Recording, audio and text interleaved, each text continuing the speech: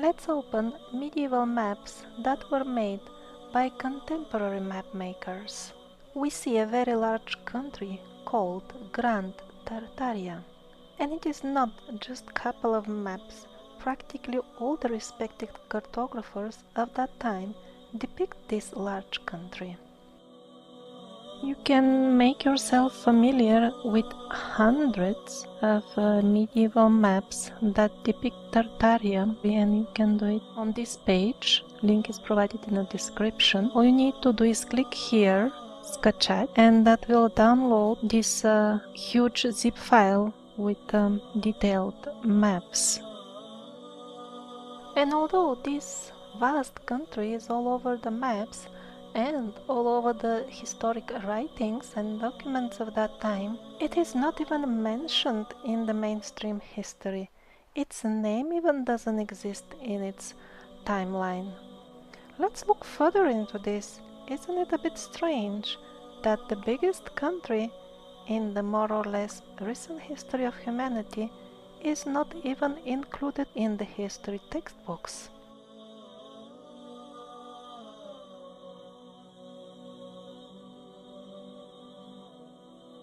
Couple of thousand years ago, those who survived the cataclysms of Atlantis and Hyperborea, and not only the cataclysms but the subsequent heavy wars, decided to scatter around the world and mix with the relatively primitive tribes that were inhabiting it at that time and educate them. Initially, this educational mission encompassed regions like the Mediterranean, Egypt, and all these cultures that now we call Scythian, Sarmatian, Dacian, and Thracian. People at that time were not yet fenced up in strict borders of countries like us nowadays. But as the controlled demolition of morals and freedom and knowledge was advancing in very rapid rate in the human society, people voluntarily agreed to be divided and further gradually lose their freedoms. As next step, the parasitic forces substituted the pious kings with their own people. They first managed to establish such parasitic governments in the area of Western Europe, while in the East, where the educational project of the survivors was more advanced and people were wiser and more educated, it would take them a few more centuries before the parasites would manage to lower the consciousness of people that much so that they would tolerate corrupted rulers who would be against their own people. After studying the new chronology, it really seems that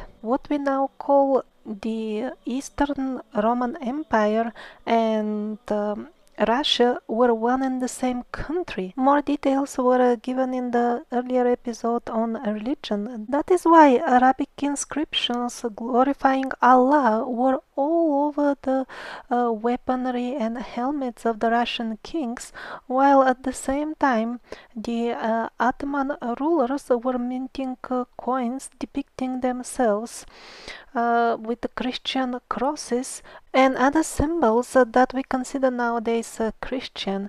Actually, those were times when the two religions were still closer to their source and were not separated as nowadays, and so was the empire of the survivors. It was still one. Actually, in the 15th and 16th century, the last descendants of the righteous Hyperborean rulers decided to use military approach and took over Europe with force.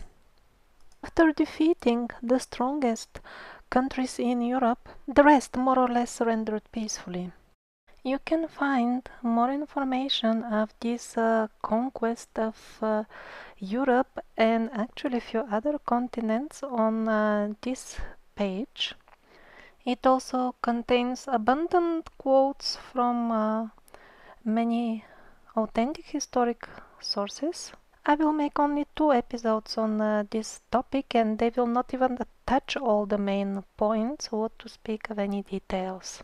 In the episode about religion, we reviewed many Arabic or maybe Muslim to us looking artifacts all over Europe that don't fit the mainstream history of this region. One of those artifacts was the so-called Muslim crescent sign on the main cathedral in Vienna. Officially, Vienna was never conquered by Muslims, and officially the crescent is only Muslim sign, so it makes no sense. The stories that we are being told in school about this really don't fit the artifacts. These stories continue telling us how the Ottomans, supposedly the Turks, were holding Vienna under siege, attacking it. But if we look at the actual painting depicting this is the settlement, the tents of those who were holding the siege on the right side, there is a flag with Christian cross on it. So the Ottomans had flags with the Christian crosses along with the crescent flag next to it. On the left side is another old painting depicting this very same siege of Vienna. On the top we see the flag of the city. You can see those are proper buildings inside the city walls, and they have the crescent sign. And below that are the supposedly Ottomans coming out of their tents and attacking the city, and their flag has a Christian cross. Was there some military action? Was there a battle? Yes, there was. Who was fighting with whom? We don't even know, but it is not what they are telling us. And actually on this old drawing we still see the times depicted when Christianity and Islam were one single faith. Now again, this is another old print, that's why the crescent on the top is not very clearly visible, but it is there, and that is another Christian temple. This one is from the German city of Trier. Another very old mural supposedly depicting a Muslim army. Very strange that they have Christian saints on their flags. These are a couple of old stamps and emblems from the time when the Empire of the Survivors was still one, and in the small circles are listed the various nations that are under this supreme emperor, that is the king of all kings. And these are the locations taken from the previous small circles and put on a map. Now this last conquest of the Empire of the Survivors, which by the way I see as a sign of a degradation and not as something good, because I accept no excuse for war. I think the right way is education, but anyway, I'm just registering the events as they happened. That's my task in this video, and not judging them. So this conquest wave spread, it reached even America. Nowadays in the popular media, Christopher Columbus is depicted as some sort of personal name, as some sort of person. They even give some details, but in reality even the mainstream historians, if one reads specialized books, even they admit that Christopher Columbus basically is kind of like translated Christian colonizer. Cristobal Colon or Christopher Colon. Nobody knows where did he come from, where did he die in descendants or anything. Actually, most likely when the history was being rewritten, the monks who were compiling the new stories, they thought it's inappropriate to tell the truth, and that's why they put it a kind of Western European sounding name to mask who was actually behind this the wave of survivor expansion.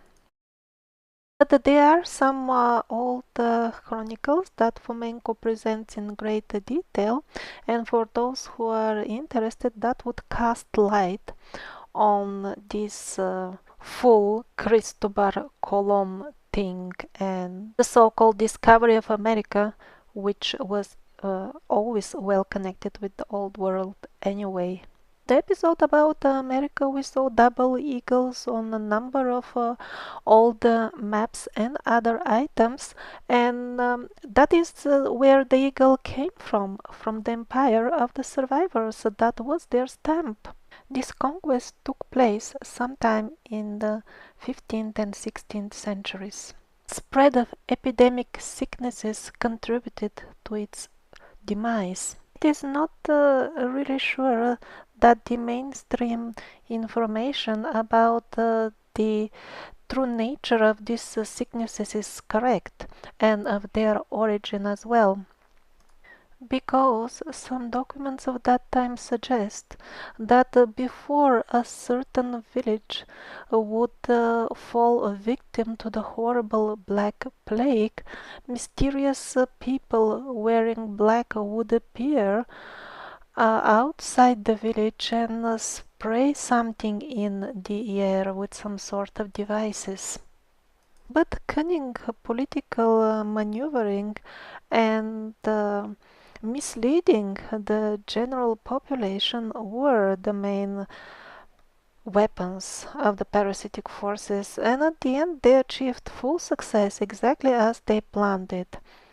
They split the survivors into Tartaria and Atamania and made them fight each other. It's very easy to organize war.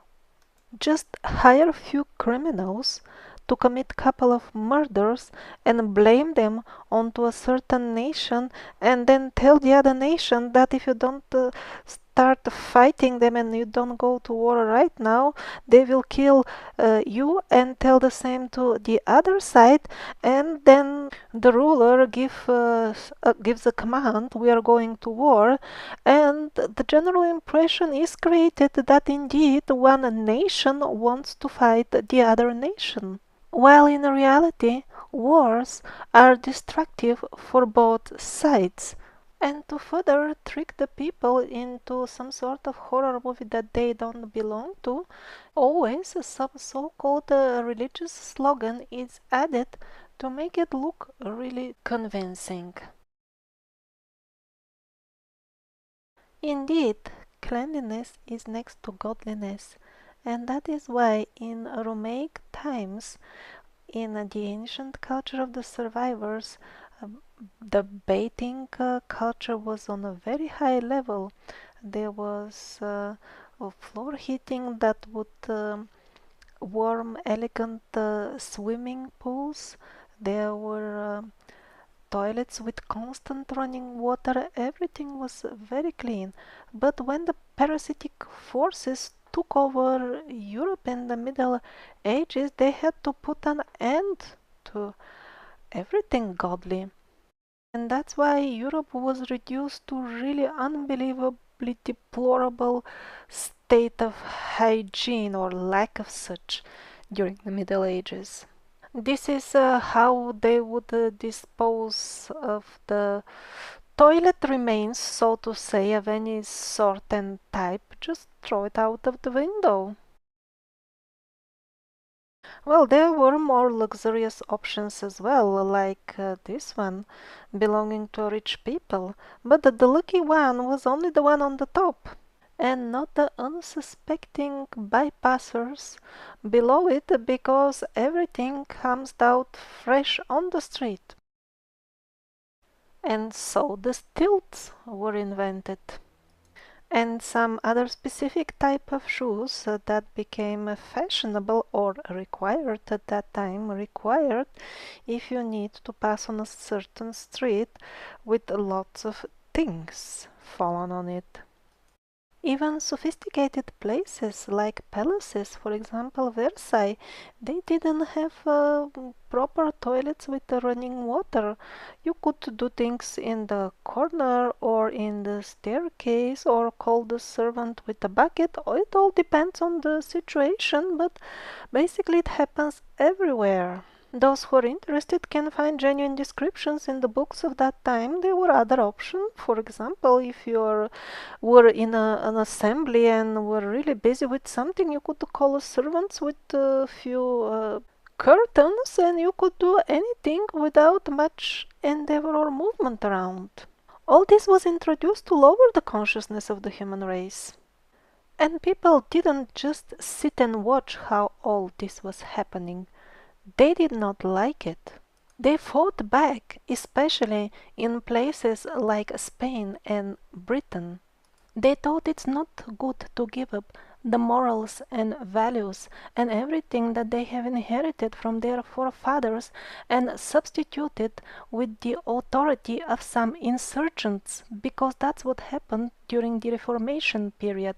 Under religion's slogans, insurgent kings were installed almost everywhere in Europe. Fortunately, those who fought for the old values and for freedom are now very mistakenly presented in the mainstream history as supporters of some sort of cruel, outdated absolute monarchy. Although that older monarchy was not perfect, as I said, the survivors were already degrading for a long time. Still, that was far better from the slavery, the total slavery that was about to come. To learn more about the truth of those times in great detail, you can read the free books of Anatoly Fomenko. Just a couple of days ago, a new one was added in PDF format. It is still being added, the biggest one. And over there you will find all the details. The Reformation had little to do. It was a very bloody war that took the lives of millions. But why do we see then in the old documents all these slogans against Rome and the absolute authority of Rome? Because the post of Rome was at that time taken by the third Rome, which is Moscow. Eastern European governments embarked on a vast and very active smear campaign against the Tartarians. This is, for example, one of the pamphlets that were handed out right on the streets. On the throne, you see the main mother monster Tartar commanding the others to cruelly kill people before grilling them here on the next step, to eat them, of course. And the pamphlets also were informing the population of Western Europe that when they couldn't get fresh blood to drink, the Tartars would be satisfied just with muddy water. This information was really one of the main weapons of the parasites. Eventually, the parasitic reformators managed to even start a new country in the most western part of Tartaria and named it Russian Empire. That is why on the old maps we see how Tartaria gradually falls apart into few smaller pieces, and as they become weaker and weaker, the newly created empire, of course with insurgent kings, the Romanov dynasty, they devour gradually all of Tartaria. The Tartar kings were in the line of the Hyperborean heritage. They were kind and just to the citizens of their empire, about which we unfortunately know very little, because Romanovs embarked on destruction of all the Hyperborean legacy in fact that the Hyperborean descendants took over a couple of continents during the 15th century greatly disturbed the parasites.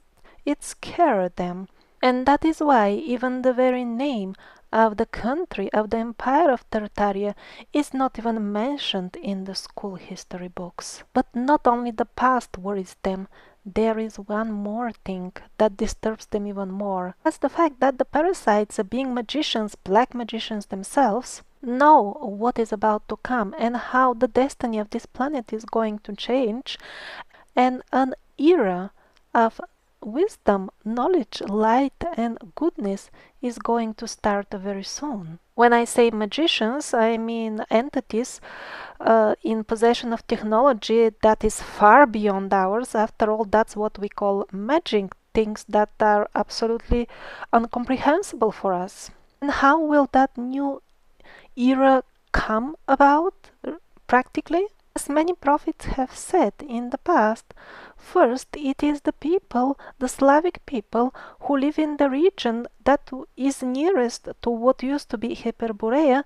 They will first become aware that they were tricked into ugly reality, a reality that is artificial and unnatural for the peace-loving, harmonious human beings. This will be covered in detail in the last episode, but for now I will only remind you what Edgar Cayce said, just because he is probably the most familiar for most of my listeners. He said that new times of light will come and it will all start from Russia. But he said it has nothing to do with the government of Russia or any socialism. It will be the people, the simple people on their own, who will start it all. Somebody still finds it difficult to believe that the biggest country that existed is not even included in the history. Here are a few facts. For example, the Encyclopedia Britannica, the most respected edition, according to mainstream historians of its time. It says that Tartaria is a vast country in the northern parts of Asia.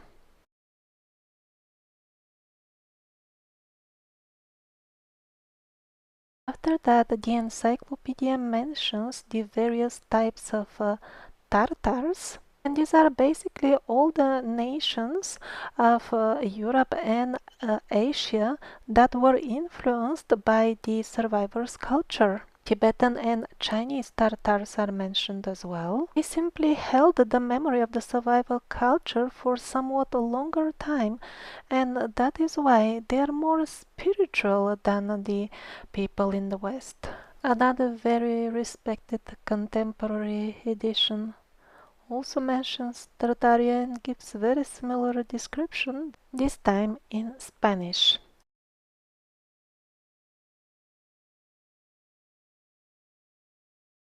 Later editions of this famous encyclopedia would mention Tartaria again. Another Royal French encyclopedia mentioning Tartaria as a vast country.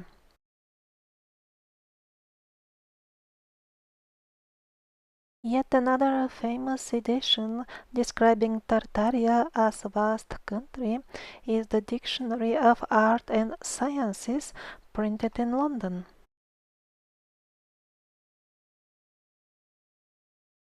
Even the father of the history fictions that we call history books nowadays, he himself mentions Tartaria. Well, it was very difficult to ignore it at that time. It was still alive. He describes Tartaria as a huge empire that cannot be compared to any other country on earth. The royal French cartographer Sanson also describes Tartaria as a vast country and includes it in his atlas. Ortelius, the most famous medieval cartographer, of course, depicts Tartaria as well on his maps as a separate country.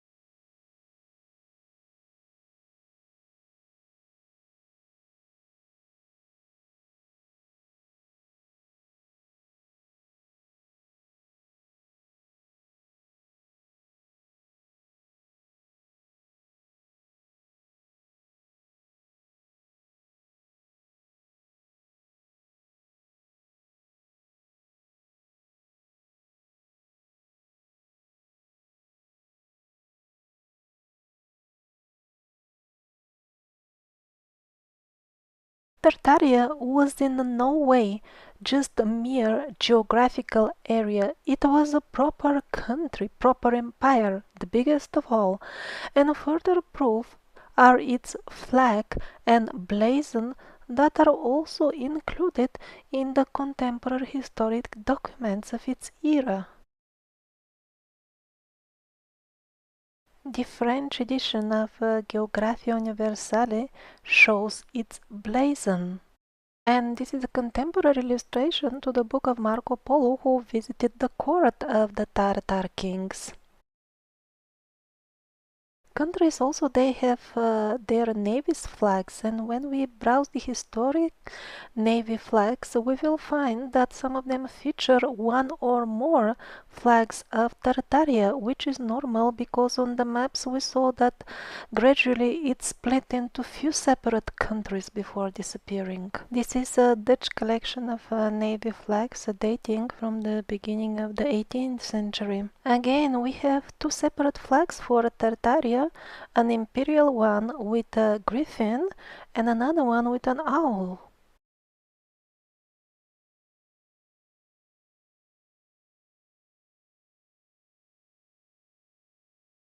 Here, an English collection of navy flags also features Tartaria in the same way, and we see it with color now.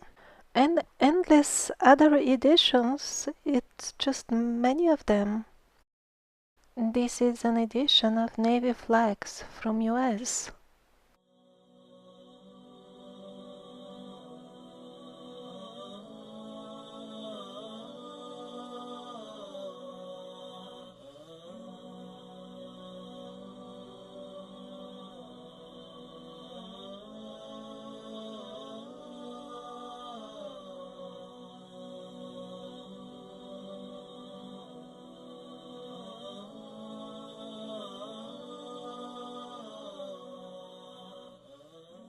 So all kinds of editions and maps definitely mention Tartaria as a vast country. Tartaria as a country is also all over the literature of the contemporary authors. Characters coming from Tartaria are, for example, in the opera Princess Turandot. In his works, William Shakespeare also features characters coming from Tartaria. And so does Mary Shelley, Charles Dickens, Robert Browning, Geoffrey Chaucer, and many others. And all history books up until the end of the 18th century referred to Tartaria as a great empire, and after that the history forgers just decided to delete it. In this old French edition, we can find even a genealogical tree of the rulers of Tartaria.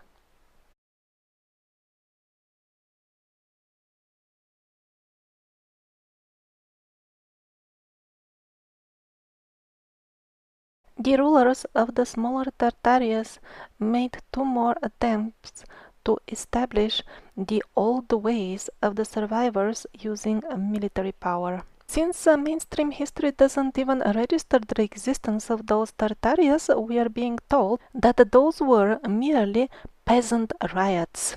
We don't have even a single original document where either Stepan Razin or Emilian Pugachev, the leaders, would tell with their own words what were they fighting for.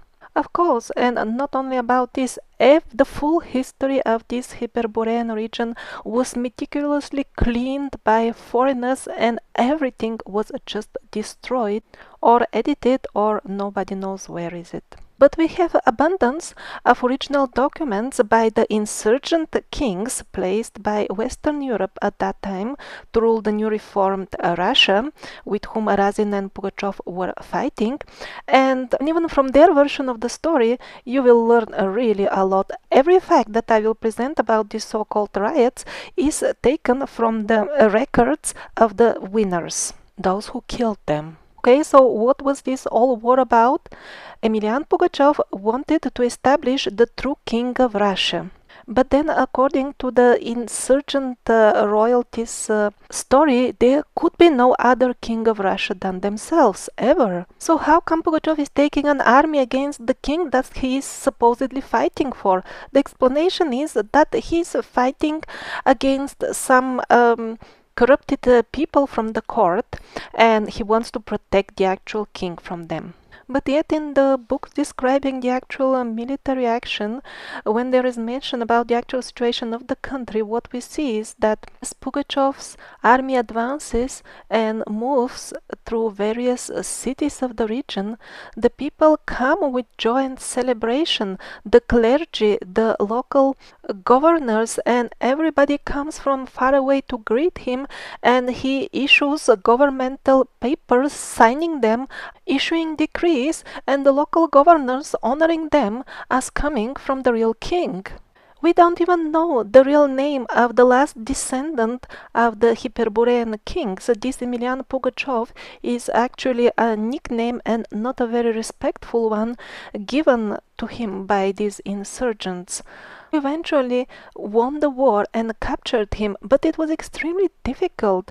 Even the queen was considering going to the battlefield because they were losing, and indeed an army came from Western Europe, and that is why Tartaria lost and the newly formed Russia continued existing.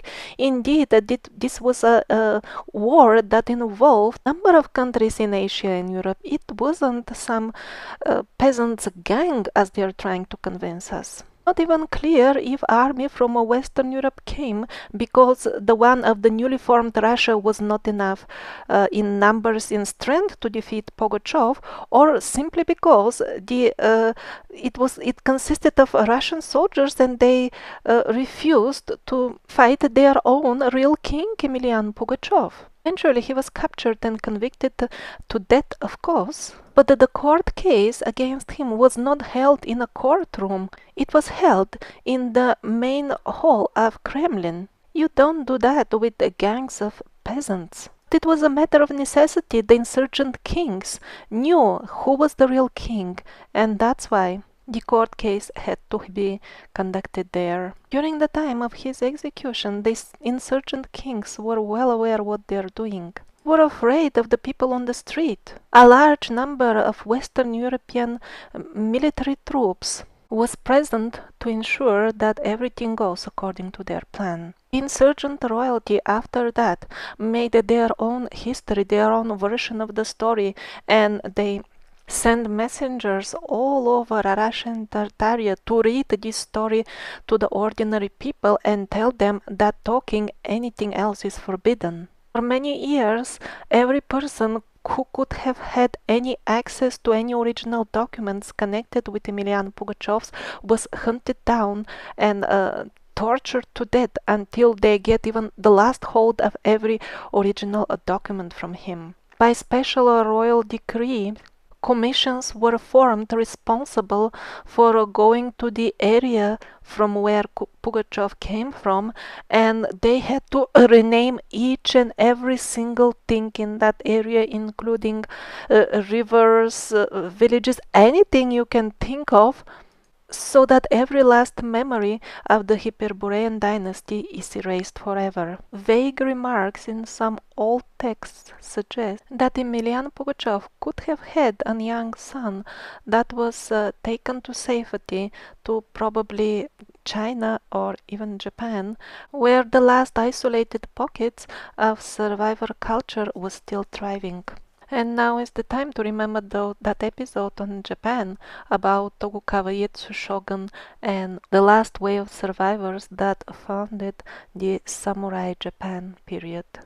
Some of the surviving army of the Tartars founded the samurai dynasty, while others founded the Manchu dynasty in China. Do you remember the wonderful royal palace in China with European looks? It's not actually European, it is survivor style. And a lot of this style was there in Tartaria, but it was just leveled to the ground and continues to be leveled nowadays with bulldozers we saw in previous episode. Well, that palace was plundered by the French colonial military forces. This is what they left behind. The very same party started hunting down the last pockets of people who were keeping the old survivor culture, hunting them down like animals.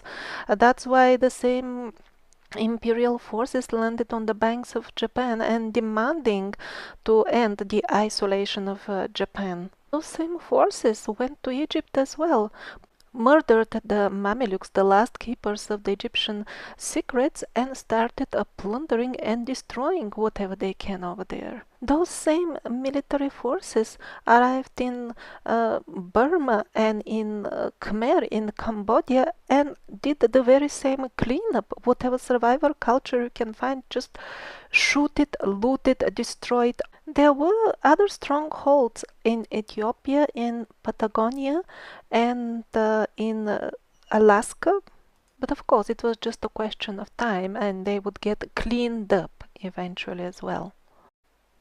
Now this is a map from the time when Tartaria still existed. North America was still largely under its influence, so that's why the Western European cartographers could not even map the continent fully. Emilian Pugachev was defeated in year 1775, and probably that was the end of Tartaria as well. Immediately the Western European forces immediately rushed to establish their reign over the vast lands of America that now has ended up without a master. And that is why, within one short year, officially the country of United States was formed. In the beginning, its laws were still largely based on the survivor laws of respect and integrity, because somehow or other they needed to put the people voluntarily into a position that they would obey central control. But now let's return to 15th, 16th century Europe, when it was under control of Tartaria. Why don't we find this in our school books, in the official mainstream history? Why do we read that there were separate kings for each country? Actually, the fact that the European rulers were subservient to one single ruler has reached us, but in somewhat distorted forms. One of the forms we'll discuss in the next episode, but now we'll only mention Prester John. Mainstream historians assure us that the stupid medieval people didn't even know who is ruling them, and that's why they were under the strange impression that some sort of strange fable king, Prester John, was the king of all kings. Even mainstream historians frankly admit the fable was quite widespread. That's an easy one. You just say it's a fable, it's a fairy tale, and then you don't need to include the historical documents because they're a fable, right? In Wikipedia, the encyclopedia of every good sheep, they don't even want to tell us exactly what is the legend. They're starting the talk with some Christian patriarchs and Oriental Magis and Ethiopians and so on, and they're not even telling you what is the legend all about. And namely, that he was the king above all other rulers. And of course, Prester John is considered a great mystery. We know this formula: declare it a mystery and then you can exclude it from history.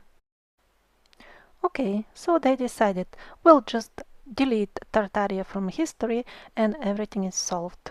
But then what about the actual cultural heritage? After all, the citizens of Tartaria were greatly influenced by this Hyperborean and Atlantean culture, and they knew the real history as well. That needs to be corrected, so they sent a professional cleaning service, just one call for all. The Romanov, the insurgent rulers of the newly formed Russian Empire, started a massive operation of removal and destruction of everything that could give hints about the advanced civilization that existed in these regions before. Special commissions and expeditions were organized and sent out to dig any possible old burials and take out all the artifacts, including the human remains as well. Only now and then some occasional artifact by mistake will reach us, like for example giant armors that would fit a man that are 2.5 meters high, or maybe this human tooth. It's just normal human tooth, just it is more than twice the size of something like that. I'm not sure how many times it's bigger than a normal one, but it is a tooth of a giant, and it is in the museum of Pozhvinskом. But of course, serious scientists, they will never do DNA or any other test on such teeth. Serious scientists, they spend their time doing more meaningful things, like for example, copy, paste and improve diagrams like this of our real family. The Romanovs ordered absolute demolition of some of the main temples of Tartaria, and the work was going on at night because they were afraid that people will just attack the demolishers if they do it daytime. Whatever temples remained, they ordered their murals to be stripped down from the walls. Because a lot of history, of course, is being written down on the murals. This is how the walls of these stripped temples look till nowadays. They were not just painted over, it was ordered that they're chiseled out of the walls. So important was for them to make this information unavailable. Mainstream historians assure us that all this operation was because the Romanovs wanted to make new, fresher and more beautiful murals. How can I believe this if they haven't started even painting and some of those that destroyed were freshly painted? They not only ordered the destruction and burning of every old book they could find, yes, it was a very thorough cleanup, but they also went after the musical instruments of people. They had to submit organs and other very nice instruments, and now in Russian history we read that they were never there. Because, as everybody knows, in that region people came out of monkeys just so recently. But clouding the people's consciousness, robbing them of their wisdom was the main point. And there is trick for everything. Alcohol, drinking. It was made compulsory. It was really introduced by force in the Russian society. They made it compulsory for soldiers. They also organized some sort of special church services in which drinking was compulsory, and also under religious slogans, because you have to be a good Christian, you had to submit papers that you have been regularly attending those services. This is just crazy, and so taught the peoples. They were a riot against this compulsory alcohol introduction. At times, people just organized themselves and went to destroy the factories and decide to tell we want an end to all this. This is destroying our society. But of course, those riots were subdued by military force, and more free alcohol was distributed as a gift to the society. And then comes the next step, how to convince perfectly normal people that they're monkeys. Well, and so comes the Russian academia, supposedly representing historical science or historical records. Please, here for your attention, I present a full list of the Russian historians and scientists of those times. Please, just have a look at their names, that's more than enough. These were mostly Germans who were hired there on a mission. They didn't hide it. The main compiler of Russian history was a certain German person who spent in Russia over, 20, 30 years. He never cared to learn Russian. He said, I'm not here for that. I'm here to tell them what to do. Another Russian historian from Germany, he even learned Russian. He went to Siberia. He found hundreds of old books. If that really existed, it must have been a fantastic heritage for the full humanity. Very ancient books, and so many of them revealing the full history of the planet. Well, according to his own words, he compiled the Russian history based on them. After he left with the compiled history, nobody ever saw or heard anything about those books anymore.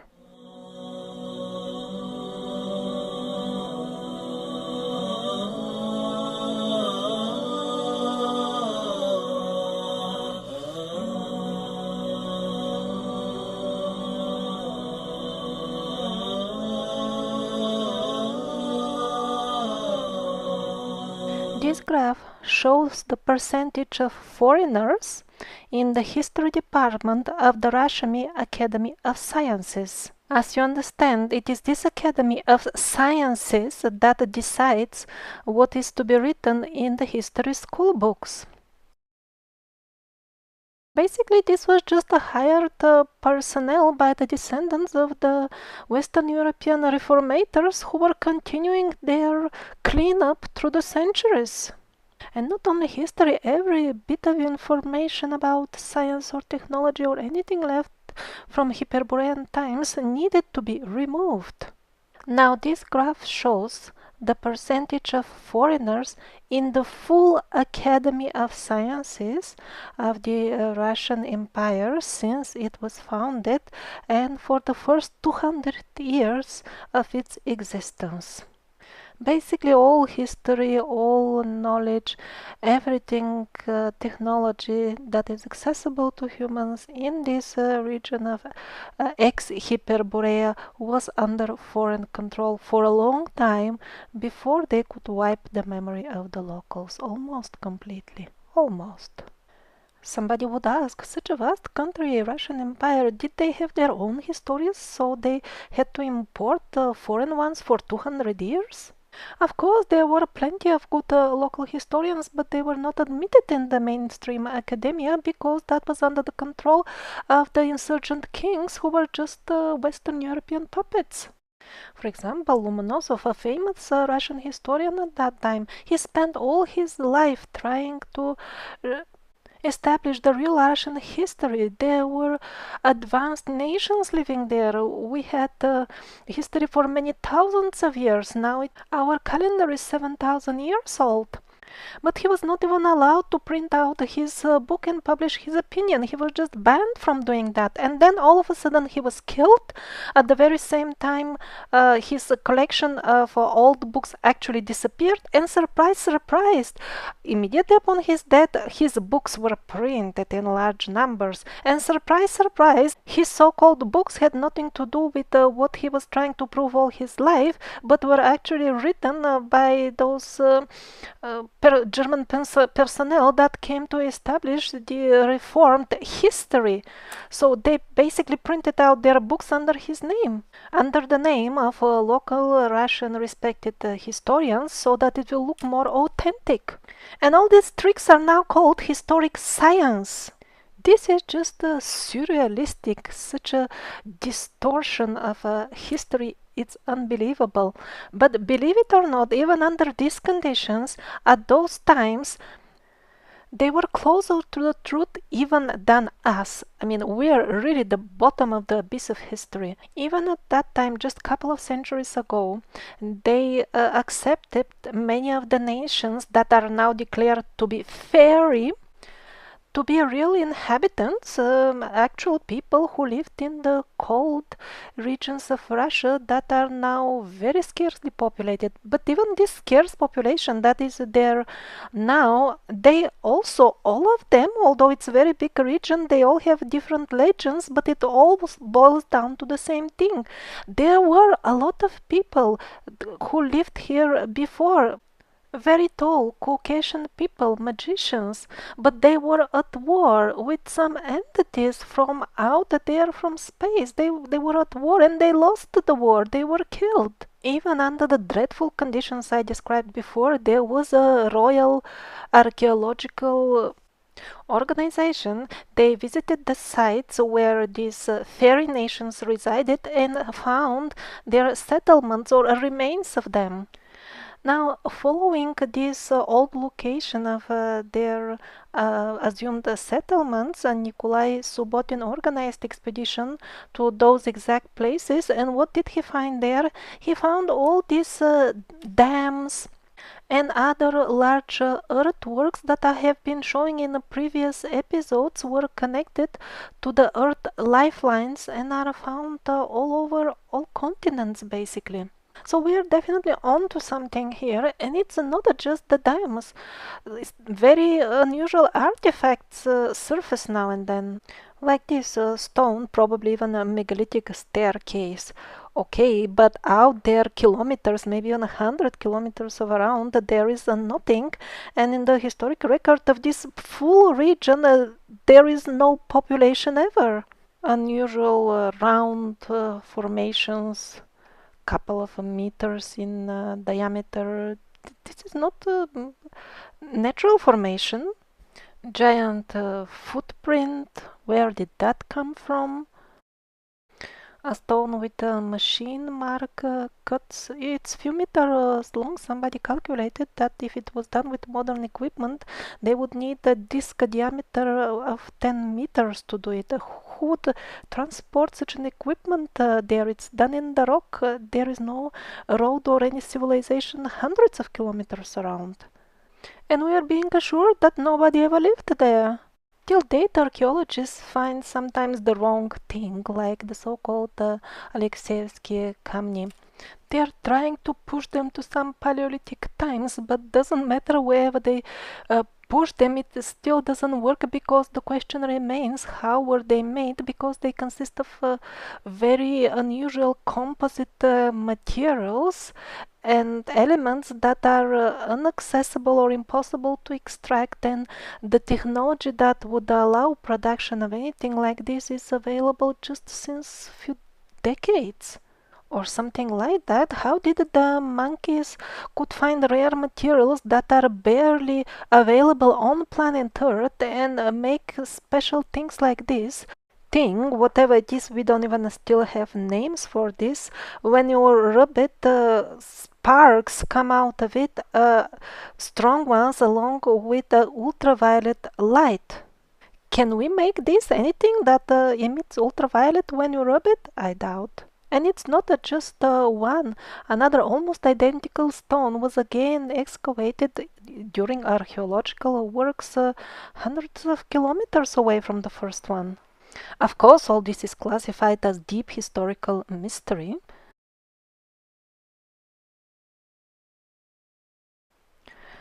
Peter Kazansky was an international lawyer and spent many years working in the biggest libraries of Europe, like that of Brussels, Berlin, Brno, and Paris. He wrote, "We live in an amazing historic moment when languages and nations are artificially divided and even new ones are being fabricated." You can find out more how artificial language reforms contributed to wiping out the memory of the common people in Europe in the works of Anatoly Fomenko. But still, I would like to point out two things that seem extremely suspicious to me in terms of the official history of languages. First of all, the transit from hieroglyphic to alphabetic writing. Did it really happen naturally? I really doubt so. First of all, the pictographic writing or the hieroglyphs is much easier.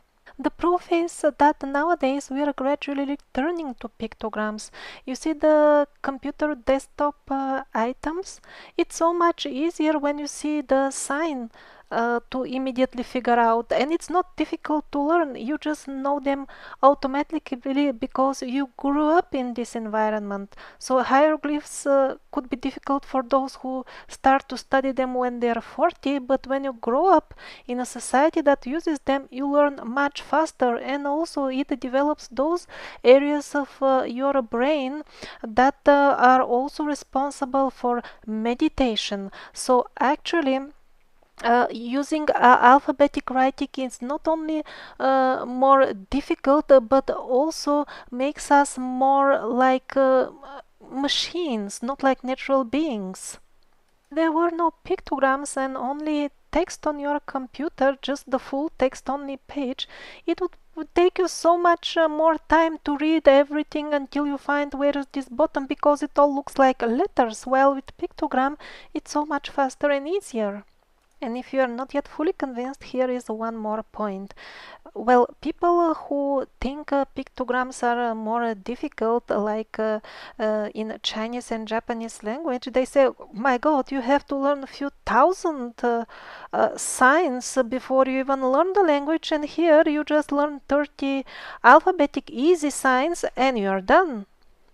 Are you done really? Let's say, take the phrase magnetic field. 2 words, simple, just couple of letters, and you can read it, and God knows how many hieroglyphs you need to write for that in Chinese, right? But wait a minute, you forget that you had to go 10, 20 years to school to understand what is a magnetic field. It doesn't come automatically inbuilt just in the letters of the phrase. You have to do the learning anyway. It is just structured differently. Since pictogrammic writing or hieroglyphs are much easier, why would we go to alphabetic writing? Why would we get into something more difficult? Most likely it happened artificially. All this myth of Babylon, it either happened a few times in our history, always using the same trick again, because when they destroy our language knowledge, then we cannot read the old scriptures and get access to the magical knowledge, even if somehow we find those books.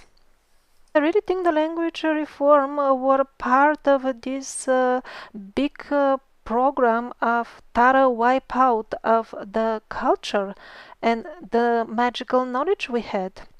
And the other thing that looks very fishy to me is how languages evolved naturally in Europe. Well, languages do evolve naturally, but that doesn't mean that somebody cannot help them externally under certain conditions.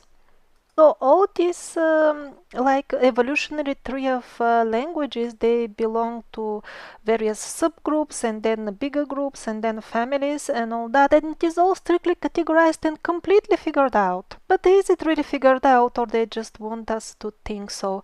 Some of their parallels and similarities seem pretty made up to me, like, oh, in this language they had the god of joy was Ra, and because in the other Radast means joy, and that's why these languages should be in this subgroup, and all that really very fishy arguments sometimes. And then we are told that the original language spread and it became different because nations relocated. But wait a minute, the original relocation, according to mainstream history, was some, I don't know, around 30,000 years ago. The full planet, they tell us, was more or less populated everywhere.